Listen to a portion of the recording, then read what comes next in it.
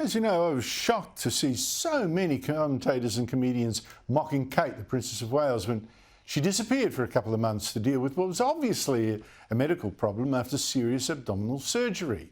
It wasn't just British commentators suggesting she was getting divorced, maybe, but also American ones like Stephen Colbert. The kingdom has been all aflutter by the seeming disappearance of Kate Middleton. Well, now, internet sleuths are guessing that Kate's absence may be related to her husband and the future King of England, William, having an affair. Then last Friday, Kate explained exactly why she'd been out of sight and humiliated them. The surgery was successful. However, tests after the operation found cancer had been present. William and I have been doing everything we can to process and manage this privately for the sake of our young family. As you can imagine, this has taken time. It has taken me time to recover from major surgery in order to start my treatment. But most importantly, it has taken us time to explain everything to George, Charlotte and Louis in a way that's appropriate for them and to reassure them that I'm going to be okay. And now look at those media vultures flapping back, having to grovel and apologise, yet still lecturing the rest of us to apologise ourselves to Kate. Joining me from London is Esther Krakue, writer, author, broadcaster and much more. Esther, what do you make of all these nasty people suddenly acting like they've got a conscience? Oh, sorry.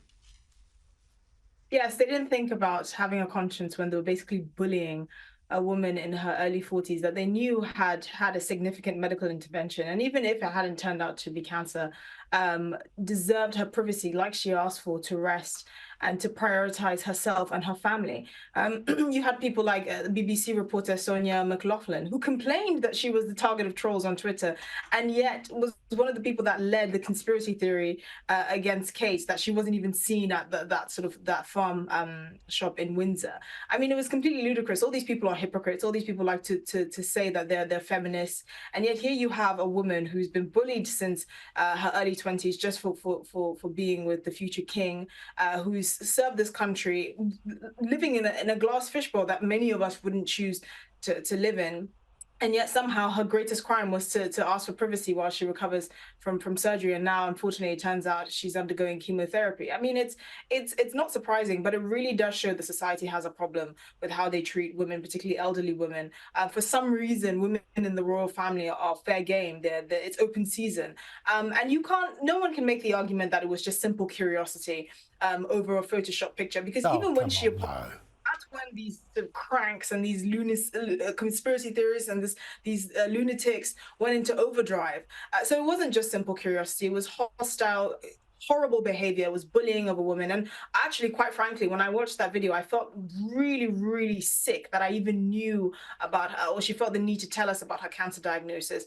One of the reasons why apparently she chose to say it then was because she was waiting for her children to go on half term so that they would be at home, and that she and William could control at least the kinds of information that they were being exposed to, as opposed to having children from school gossiping and feeding them what they saw on Instagram. So it's a really horrible and uncomfortable situation all around. I mean, I hate to draw parallels, but you know, if they leveled a campaign like this against Meghan Markle, they would have said, oh, it's racism, that's why nobody cares that she's a woman wanting to recover from surgery. It's just horrible. She really didn't deserve this, and I'm not surprised that these vultures are coming back to start apologizing. Well, I thought she showed such tremendous class over these clickbait monsters, because even when, as you could see, she was clearly distressed, very thin and drawn and dealing with a devastating health scare, she said this. Have a listen. At this time, I'm also thinking of all those whose lives have been affected by cancer. For everyone facing this disease, in whatever form, please do not lose faith or hope. You are not alone. I think Kate has bought herself immunity from criticism for years and years to come after this. But suddenly, Esther, the royal ranks look really thin. You know, you've got the king having cancer, you've got her having cancer, you've got the king apparent, you know, the heir apparent, William obviously distracted. Does that bring Prince Harry, only fifth in line to the throne, back into the picture? I believe I speak on behalf of everyone in Britain when I say God forbid. I believe clearly the priority right now for the Prince of Wales and for Queen Camilla is obviously the King and Princess Catherine, and making sure that they recover as quickly as possible. Obviously, you do have other royals that could step in to help. Prince Andrew and the Sussexes are clearly not in that.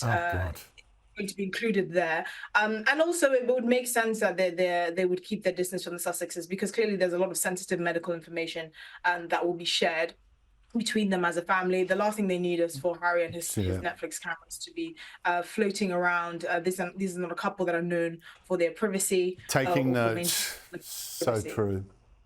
So true. Esther Krakue, thank you so much indeed for your time. Really appreciate it.